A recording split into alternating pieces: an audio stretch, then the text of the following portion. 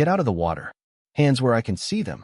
That is not the sentence you expect to hear when you're floating on your back in your own swimming pool on a Tuesday morning, staring up at a blue sky and thinking about whether you want a second cup of coffee. But that was the reality I woke up to, water dripping into my ears, my heart hammering a hole in my chest as I treaded water and looked down the barrels of 3 service pistols leveled directly at my forehead. I'm Tom Miller, 64 years old, a retired structural engineer who spent 40 years building skyscrapers in Chicago, so I could finally afford a single-story ranch in sunny Florida, a place where the only stress I was supposed to have was choosing between iced tea or lemonade. But as I raised my wet, shaking hands into the air, looking at the terrified face of my wife, Sarah, screaming from the patio door, and the smug, satisfied grin of the woman standing behind the police officers, I realized that retirement wasn't going to be the peaceful sunset ride I'd paid for. It was going to be a war, and the enemy was wearing a pastel cardigan and holding a clipboard like it was a loaded weapon. Before I tell you how a morning swim turned into an armed standoff, you have to understand the place we moved into. Oak Haven Springs looked like the kind of neighborhood they put on brochures for the American dream. Wide streets lined with ancient oaks dripping with Spanish moss, manicured lawns that looked like green carpet, and a silence so deep you could hear a pin drop 3 streets over, which for Sarah and me, after decades of city sirens and construction noise, felt like heaven. We bought the house on the corner, a brick beauty with a pool that caught the morning light just right. And for the first 3 weeks, we thought we'd won the lottery. Neighbors brought us pecan pie. The mailman waved, and the biggest scandal seemed to be whose hydrangeas were blooming earliest. But every paradise has a snake, and ours lived directly across the street in a house that looked less like a home and more like a fortress of solitude, painted a clinical, sterile white with hedges trimmed so perfectly they looked fake. Her name was Brenda Vance, although behind closed doors Sarah and I called her the warden. And the first time I met her, I was out front installing a new mailbox because the old one was rusted shut.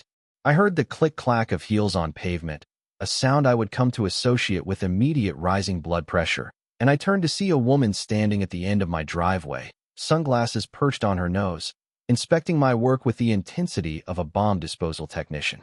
"Morning," I said, giving her my best neighborly smile, wiping grease off my hands. But she didn't smile back, didn't even acknowledge the greeting. She just tapped a pen against her clipboard and said, "That post is 4 inches too high.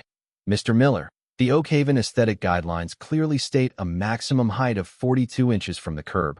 We prefer uniformity here. It keeps the property values from slipping into the gutter." And the way she said gutter made it sound like she thought. That's where I crawled out of.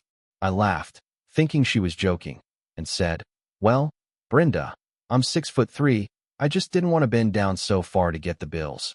But her face remained stone cold, absolutely devoid of humor, and she said, "The rules aren't suggestions. They're the glue that holds civilization together. I'll expect that lowered by close of business tomorrow." And then she turned on her heel and marched away, leaving me standing there holding a wrench and wondering if I'd just been threatened or welcomed. That was the beginning of the War of the Roses, as Sarah called it, though it wasn't roses Brenda was concerned with. It was everything. If I left my garage door open for 20 minutes while I grabbed a tool, there was a sticky note on the keypad when I came back citing Section 4, Paragraph B of the bylaws. If Sarah planted marigolds that were too aggressive in hue, we got a typed letter in our mailbox the next morning. It was death by 1,000 paper cuts, a constant, low-level hum-off. Surveillance that made us feel like we were living in a minimum security prison rather than a retirement community. The weird thing was, whenever I mentioned Brenda to the other neighbors, like Bob, the nice guy next door who restored old Corvettes, they would just get this look in their eyes, a mix of fear and exhaustion, and Bob would say, "Just do what she says, Tom. It's easier. She's been running this place since the concrete was poured. She sees everything. She knows everything. And she doesn't stop until she wins." And I remember thinking, she's an HOA president, Bob, not a cartel boss. But I didn't realize then that to people like Brenda, there is no difference. Power is power, whether it's over a drug empire or the color of someone's front door. The escalation started about 2 months in when I decided to repaint the pool deck. It was a faded, ugly beige, and I wanted to go with a cool, slate gray, something modern. So I spent a weekend pressure washing and painting, feeling pretty proud of myself. until Monday morning when I found a cease and desist order taped to my front door, not mailed, taped with blue painter's tape. It claimed I had performed unauthorized exterior modifications and needed to submit a request form, wait for a monthly board review, and pay a $50 processing fee. But here's the kicker. I had read the bylaws cover to cover because I'm an engineer and details are my life, and I knew for a fact that backyard surfaces not visible from the street were exempt from board approval. I marched over to her house, the paper shaking in my hand, and rang the doorbell. And when she opened it, she had that same smug look, like she'd been waiting for me. And I said, "Brenda, this is ridiculous. The bylaws say I don't need permission for backyard work." And she just smiled, a thin, razor wire smile, and said, "The bylaws are open to interpretation, Mr. Miller. And as the president, I interpret any modification as a potential threat to the community standard. You're an outsider, you don't understand how we do things here. We protect our own." "Protect them from what?" I asked. "Fresh paint?" And she stepped a little closer, lowering her voice, and said, "From chaos. From people who think rules don't apply to them. From people who don't belong." And that was the moment the hair stood up on the back of my neck, because I realized this wasn't about paint, or mailboxes, or marigolds. This was about control, pure and simple. She looked at me, and she didn't see a neighbor. She saw a variable she couldn't control, a smudge on her perfect white canvas that she desperately wanted to scrub out. I decided to play hardball. I went to the actual property management company that handled the finances for the HOA, intending to file a formal harassment complaint. And that's when I dropped the bomb that changed the landscape of the entire battle.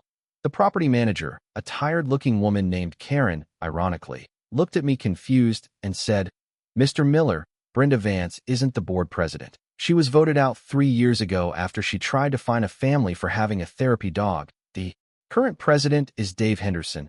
He lives on Elm Street. Brenda holds absolutely no official position in Oak Haven Springs." I stood there in that office, feeling the floor drop out from under me, realizing that for 3 years, this woman had been running a shadow government, bullying the entire neighborhood into submission purely on the strength of her own delusion and everyone else's fear of conflict. She was a ghost, a phantom dictator with a fake badge, and when I went home and told Sarah, we laughed until we cried. But it was a nervous laughter because we knew that stripping a delusional person of their imaginary power is a dangerous game. I stopped following her orders. I left the garage door open. I bought a bright red patio umbrella that looked like a poppy in a field of snow. I waved at her cheerfully while doing exactly what I wanted, and I watched her unravel. I'd see her pacing behind her blinds, watching us, taking photos with a long lens camera like she was on a safari, documenting my crimes. It went quiet for a week, that heavy, humid silence before a thunderstorm, and then came the Tuesday morning by the pool. I was floating, eyes closed, and then the shouting started. "Police! Show me your hands!" And the sheer disorientation of it almost made me drown right there. I treaded water, heart hammering, seeing 3 officers in tactical stances, guns drawn, adrenaline pumping off them in waves, and Brenda standing at the gate, pointing a shaking finger at me and screaming, "That's him. That's the squatter. He's trespassing. He's been hiding in the shed. He has a knife. I live here," I yelled, my voice cracking. "My name is Tom Miller. This is my house. My wallet is on the table." "Don't listen to him," Brenda shrieked, her voice reaching a pitch that hurt my ears. "He broke in. The owners are on vacation. He's dangerous." Officer Kincaid, the lead guy, looked at me, looked at the weeping Sarah, looked at the meticulously maintained patio, and then looked at Brenda, who was practically vibrating with malice, and he lowered his gun about an inch and said, "Sir, slowly get out of the pool and keep your hands visible." I climbed out, dripping wet, feeling humiliated and terrified, and walked to the patio table, grabbing my ID and the deed transfer papers I'd started keeping handy for exactly this kind of insanity, and handed them to Kincaid. He looked at the ID, looked at me, looked at the papers, and let out a long, heavy sigh, holstering his weapon. "Mrs. Vance," Kincaid said, his voice tight with suppressed anger, "this man is the homeowner. We have run this plate. We have checked the records. You called 911 and reported a violent home invasion in progress. Do you have any idea the kind of resources you just wasted?" Do you have any idea how close you came to getting an innocent man shot? Brenda didn't back down. She didn't apologize. She just stared at me with eyes that looked like black holes and hissed. Paperwork can be faked. He doesn't belong here. Look at him. He's ruining the aesthetic. He's ruining everything I built. Ma'am, go home, Kincaid said, stepping between us. If you call us again without a dead body on the floor, I'm charging you with misuse of emergency services. Move. She retreated, but she didn't leave. She backed away slowly, eyes locked on mine, mouthing the words, "You don't belong here." And that night, Sarah wanted to move. She was packing boxes in her head, crying over her tea, saying, "Tom, she's crazy. She's going to get us killed." But I felt a cold, hard stubbornness settling in my chest like concrete setting. I had worked 40 years for this slice of peace, and I wasn't going to let a petty tyrant in a cardigan chase me out of my own life. "We aren't going anywhere," I told Sarah, grabbing her hand. "We're going to install cameras, high-definition, audio recording cameras, covering every inch of this property. And if she steps one toe over the line, we aren't calling the HOA. We're calling the district attorney." The next 2 weeks were a game of cat and mouse. I'd wake up and check the footage, seeing her at 2 a.m., standing at the edge of her lawn, flashlight beams sweeping over my house like a prison searchlight, muttering to herself, writing in a notebook. I saw her digging through my trash on a Thursday, looking for what? Evidence of moral decay? Proof that I wasn't recycling correctly? It was pathetic, but it was also deeply, disturbingly menacing because it showed a mind that had snapped its tether to reality. Then came the barbecue. It was the 4th of July weekend.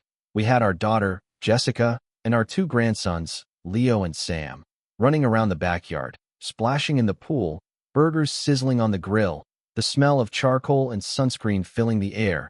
It was the first time in months we felt normal. I saw the curtains twitch across the street. I knew she was watching, but I ignored it, focused on flipping burgers and listening to Leo scream with laughter as he cannonballed into the deep end.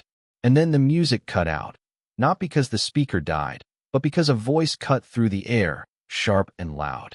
"This gathering is unauthorized. Disperse immediately." I turned around, tongs in hand, and froze. Brenda was standing on top of the brick dividing wall between our properties, teetering in her heels, her face flushed red, hair wild, looking like a gargoyle of judgment. But she wasn't holding a clipboard this time. In her right hand, shaking violently, was a small, black pistol. "Brenda, put the gun down," I said, my voice sounding incredibly calm to my own ears, even though my insides had turned to ice water. "Leo, Sam, inside. Now, go with your mom." "I told you," she screamed, pointing the gun erratically between me and the kids. "I told you the noise levels were unacceptable. I told you the guest parking passes weren't filed. You think you can just take over my neighborhood? You think you can ignore me?" "Nobody is ignoring you, Brenda," I said, stepping slowly away from the patio door, trying to draw her attention away from my family. "But you're pointing a gun at a 6-year-old. There are no bylaws for this. You're crossing a line you can't come back from." "I am the law," she shrieked, and she tried to climb down from the wall into my yard. But her heel caught on the brickwork. She stumbled, her arms flailed, and the gun went off. Crack. A sound flatter and louder than movies make you think, and I felt the wind of the bullet pass inches from my ear before slamming into the siding of the house. Silence. Absolute, ringing silence, followed by the wail of my daughter inside the house and the distant, rising tone of sirens. Someone, probably Bob next door, had already called them the second she climbed the wall. Brenda was on her knees in my grass, looking at the gun in her hand like it was a foreign object, like she didn't know how it got there. And then she looked up at me, and the rage was gone, replaced by a terrified, childlike confusion. I just wanted it quiet," she whispered. "I just wanted everyone to follow the rules." The police arrived in force this time. Officer Kincaid led the charge, kicking through the back gate, weapons drawn, but there was no standoff. Brenda dropped the gun and collapsed, sobbing, curled into a ball on the manicured grass she loved more than human life. They cuffed her, read her rights, and dragged her out past the horrified faces of the entire neighborhood who had gathered on the street, watching the fall of the Queen of Oakhaven. I stood there, looking at the bullet hole in my siding, shaking so hard I couldn't hold the tongs anymore, realizing that the distance between a peaceful retirement and a tragedy was about 3 inches and the shaky grip of a madwoman. The aftermath was a blur of legal proceedings. Brenda was charged with aggravated assault with a deadly weapon, reckless endangerment, criminal trespassing, and possession of an unregistered firearm. Turns out, it was her late husband's service pistol stolen from a lockbox. She pleaded insanity, her lawyer arguing that the loss of her HOA presidency had triggered a psychotic break where she couldn't distinguish between her identity and the neighborhood's rules. She was sentenced to 2 years in a mental health facility followed by 5 years of strict probation and a permanent restraining order banning her from ever entering Oakhaven Springs again. The day the movers came to empty her house, the neighborhood threw a block party, not to be mean, but to exhale, to release the tension that had been holding us all by the throat for decades. But here's the twist, the thing that keeps me up at night sometimes. About 6 months later, everything was peaceful. The neighborhood was healing. We had a real HOA board now that focused on fixing potholes instead of policing paint colors. I was checking the mail, and there was a plain white envelope with no return address. Inside was a single Polaroid photo. It was a picture of me, taken from a distance, probably from a car window, showing me gardening in my front yard just a few days prior.